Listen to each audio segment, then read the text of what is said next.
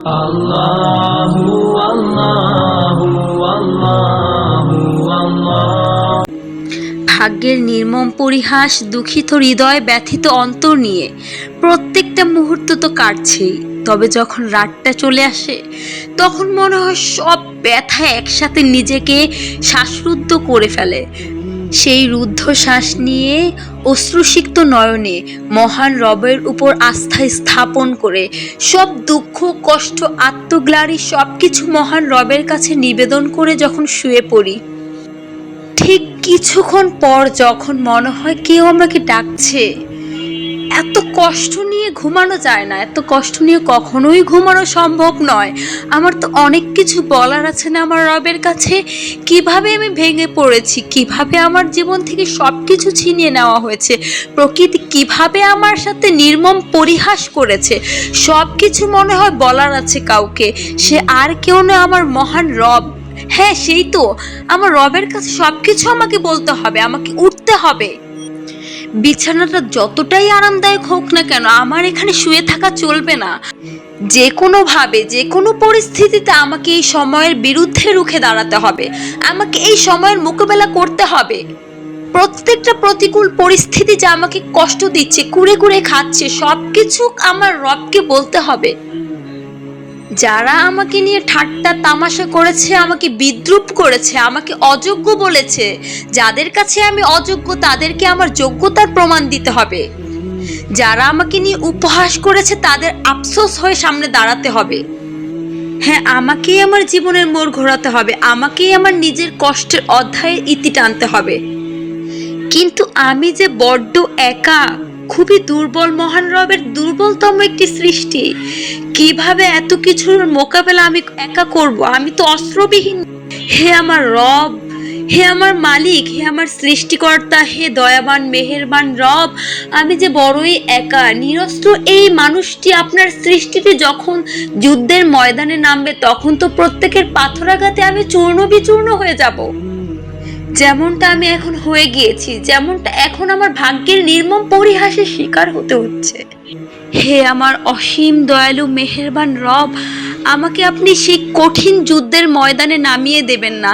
আমি তো শুধু একমাত্র আপনাকেই চাচ্ছি, আপনার ভালোবাসাই নিজেকে সিক্ত করতে চাচ্ছি। দেখুন রব, আজ নীরব নিস্তব্ধ রাত, এ রাতে শুধু আপনি আর আমি কেন ভয় পাবো? কেন আমি বিছানা থেকে উঠতে পারবো না? স্বয়ং আমার রব আমাকে উঠিয়ে দিয়েছেন, এখন আমার শক্তি যোগাতে হবে বিছানা থেকে উঠে বসতে। অনেক কিছু যে বলার আছে আমার রহমানের কাছে। হে রহমান, হে রহিম, আমি আসছি। আজকে আমি দীর্ঘ একটি সেজদায় আপনাকে সবকিছু খুলে বলবো। আমার মনের প্রত্যেকটা আত্মগ্লানি সবকিছু একমাত্র আপনার কাছেই নিবেদন করব। কোনো কিছুর প্রতিষেধক, কোনো কিছুর নিরাময় খুঁজে না পেলেও যে আমি আপনার কাছে আসতে পেরেছি, আপনার দুয়ারে কড়া নাড়তে পেরেছি, আমি যে সঠিক সন্ধানে আছি, আমি যে সঠিক ঠিকানা খুঁজে পেয়েছি, এতেই আমি যথেষ্ট ভাগ্যবান। গভীর রাত, অন্ধকারাচ্ছন্ন চারদিক, সকলে আছে ঘুমিয়ে। একমাত্র আপনি আপনার রবের প্রতি ভালোবাসা নিয়ে, অন্তরে শ্রদ্ধা এবং স্নিগ্ধতা নিয়ে আপনি অজু করছেন। অজু করে জায়নামাজ বিছিয়ে আপনি আপনার রবের কাছে রবের কুদরতি পায়ে সেজদা করছেন। সেজদারত অবস্থায় আপনার অন্তরে প্রবাহিত হচ্ছে স্নিগ্ধতা, আপনার অন্তরে প্রবাহিত হচ্ছে মুগ্ধতা। ঠিক তখন আপনার মনে পড়ছে আপনি তো অনেক কিছু চাইতে এসেছিলেন আপনার রবের কাছে। এখন যে সবকিছু আপনার ভালো লাগছে, পৃথিবীর দুনিয়া কোনো চাওয়াই আপনার কাছে মনে হচ্ছে কোনো কিছুই আমার অন্তরকে শান্তি দিতে পারবে না। পৃথিবীর প্রত্যেকটা চাওয়া, প্রত্যেকটা জিনিস আপনার কাছে নিছক মনে হচ্ছে। ঠিক তখনই আপনি আপনার চাওয়া পাল্টে ফেলবেন এবং একমাত্র আপনার রবকেই চাইবেন, কেননা রবের কাছে যে প্রশান্তি, আত্মতৃপ্তি, সেটা আপনি কোথাও খুঁজে পাবেন না।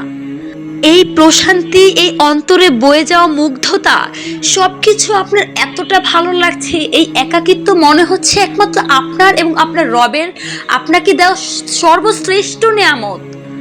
এই তো আপনি বুঝে উঠতে পারছেন, এই তো আপনার রবের দেওয়া কষ্টকে আপনি উপেক্ষা করে আপনার রবের কাছে চলে এসেছেন এবং রবকে ভালোবাসা শিখে নিয়েছেন। এটাই তো আপনার জীবনের শ্রেষ্ঠ পাওয়া, এটাই তো আপনার জীবনের সর্বশ্রেষ্ঠ নিয়ামত। আর একটু ভেবে দেখুন না, রবের দৃষ্টিকোণ থেকে আপনার অবস্থানটা দেখুন না। যখন নীরব নিস্তব্ধ রাতে একাকিত্ব এবং কষ্ট অসহায়ত্ব নিয়ে আপনি আপনার রবের জায়নামাজে রবের কাছে সিজদারত অবস্থায় ফিসফিস করে আপনার প্রত্যেকটা দুঃখ নিবেদন করে যাচ্ছেন, এবং একইভাবে আপনার রবও আপনাকে নীরবভাবে শুনছে এবং অপলক আপনার দিকেই তাকিয়ে আছে। হ্যাঁ, আপনি আপনার রবকে সন্তুষ্ট করতে পেরেছেন, আর সন্তুষ্ট করতে পারবেন বিধায় আপনার রবকে আজকে আপনাকে এই সৌভাগ্যবান করে দিয়েছে, আপনাকে এই সুযোগ করে দিয়েছে যেন আপনি আপনার রবের কাছে আসতে পারেন। কতই না সৌভাগ্যবান আপনি, তাই না? যেই কষ্ট আপনাকে আপনার রবের কাছে নিয়ে এসেছে, একটিবার ভেবে দেখুন তো, কষ্টটি তো আপনাকে আর আপনার রবের মাঝে একটি সেতু হয়ে দাঁড়িয়েছে। যেই সেতু পার হয়ে আপনি আপনার রবের কাছে চলেও এসেছেন, সুতরাং কি বা কষ্ট? নিঃসন্দেহে জেনে রাখুন, যে কষ্ট আপনাকে আপনার রবের দরজা পর্যন্ত চিনিয়ে নিয়ে এসেছে, সে কষ্ট আপনাকে আপনার গন্তব্য পর্যন্তও নিয়ে যাবে ইনশাআল্লাহ। স্বয়ং নবী করিম সাল্লাল্লাহু আলাইহি ওয়াসাল্লামই তো বলেছেন, তাহাজ্জুদ নামাজ হচ্ছে ওই তীর যে তীর কখনো লক্ষ্যভ্রষ্ট হয় না। তাহলে কিভাবে আপনি হতাশাগ্রস্ত হয়ে পড়ছেন, কিভাবে আপনি বিশ্বাসহীন হয়ে পড়ছেন? নিঃসন্দেহে জেনে রাখুন, আপনার রব আপনার জন্য অতি উত্তম কিছু লিখে রেখেছেন, বিদায় আজকে আপনাকে কষ্টের অধ্যায়ের মধ্যে চালিত করছেন। কাজেই ধৈর্য এবং তাহাজ্জুদের মাধ্যমে আপনার রবের কাছে আপনার কষ্টের অধ্যায়ের সমাপ্তির প্রতিষেধক খুঁজে বেড়ান।